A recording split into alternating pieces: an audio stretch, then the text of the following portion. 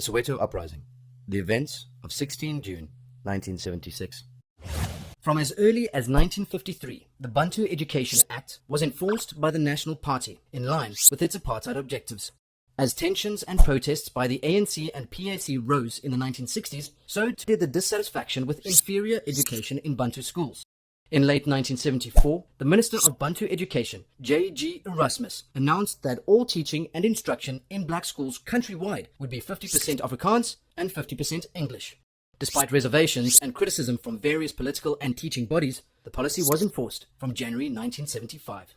In that year, and into 1976, dissatisfied high school students in the Soweto township formed the Soweto Students' Representative Council, the SSRC. On the morning of the 16th of June 1976, without warning to teachers, parents or police, children gathered at their schools and silently began to make their way to the Orlando Stadium.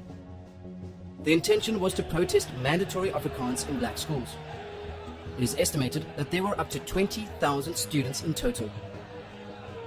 The SSRC, with support from the Black Consciousness Movement, had formed an action committee. Students had already initiated a strike at one of the local schools 2 months before, on the 30th of April, but found solidarity with teachers on this June morning of the 16th, expressing their intentions of a peaceful march. As they found their way blocked by a police barricade, the crowd turned around and found another route, heading towards Orlando High School. As Titi Mashinini led protesters through the streets of Soweto, students sang songs and carried posters, converging at Orlando High School. It was later reported that a few students threw stones at a group of policemen who fired warning shots. Chaos ensued as some students retaliated with more stones, while others ran in fear. Within minutes, the police were firing directly at the children. On the first day, 23 people were killed and many more injured. Heavy army reinforcements were brought in to patrol the streets as emergency field clinics tried to treat hundreds of bleeding children.